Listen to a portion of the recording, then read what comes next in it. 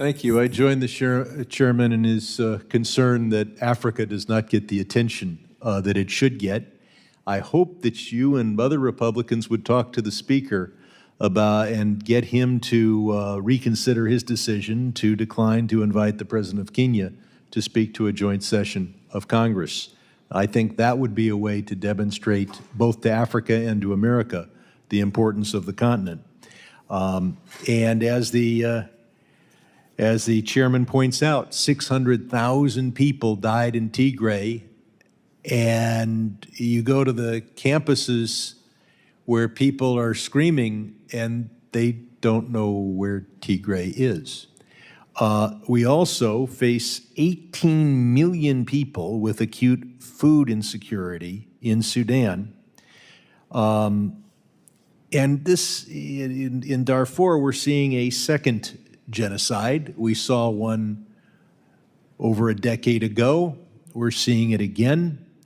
We're seeing the horrific massacres of Sudan's ethnic Masalit, I hope I'm pronouncing that correct, and other Black African non-Arab communities.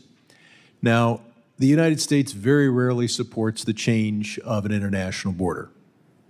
I, for example, proposed that North Rakhine State could be independent or joined to Bangladesh.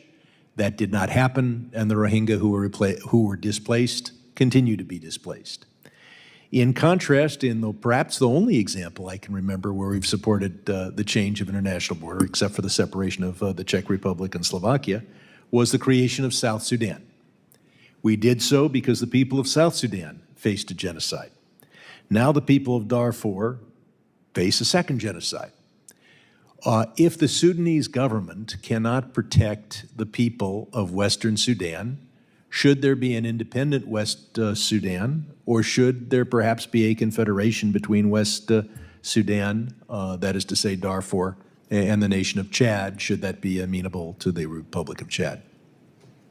Is it time to change the international border, or to at least discuss it as a reason for Sudan to take its responsibility seriously? Congressman, thank you, first of all, for your concern for Africans, particularly those suffering from conflict. The situation is so dire in Sudan, it's important that we consider all options.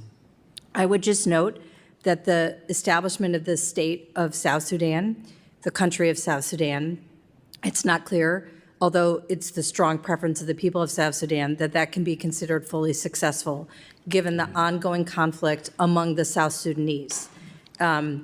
And the displacement and humanitarian crisis there. Another concern is fragmentation and how weak states might allow other actors to exploit. So there, I think, pros and cons. So, but given the dire situation, it's reasonable to ask questions, and I thank you for them. The very fact that you're willing to consider the consideration of this is, I think, something that Khartoum should take a look at. We saw in the prelude to the Tigrayan War, during it, thousands of people imprisoned elsewhere in Ethiopia simply because of their Tigrayan ethnicity. We saw this for civilians and members of the Tigrayan members of the Ethiopian armed forces. Is the State Department doing anything to learn the status of Ethiopians who were previously detained on their basis of their ethnicity, and what's being done to secure their release? Congressman, my understanding is that with the cessation of hostilities agreement, nearly all of those imprisoned on the basis of ethnicity were released, but let me get an update on that status for you. Thank you. Now, Eritrea continues to occupy areas of northern Tigray, seemingly without any opposition from the Ethiopian federal government. What can we do to address Eritrea's continuing violation of Ethiopian sovereignty and oppression of the Tigrayan people? As I mentioned, Ambassador Hammer is in Ethiopia, part of a recurring set of visits where he works with the African Union, Canada, Europeans, and other partners to pursue implementation of that agreement, which calls for Eritrea to withdraw. So it remains an issue of conversation and an issue of exploration of steps that can be taken to encourage that outcome. What steps can we take against Eritrea if they simply refuse to withdraw? We have a poor relationship with the government of Eritrea. As you know, they are heavily sanctioned by the United States. Our influence is not what we would hope in terms of achieving the results we would like to see. I yield back.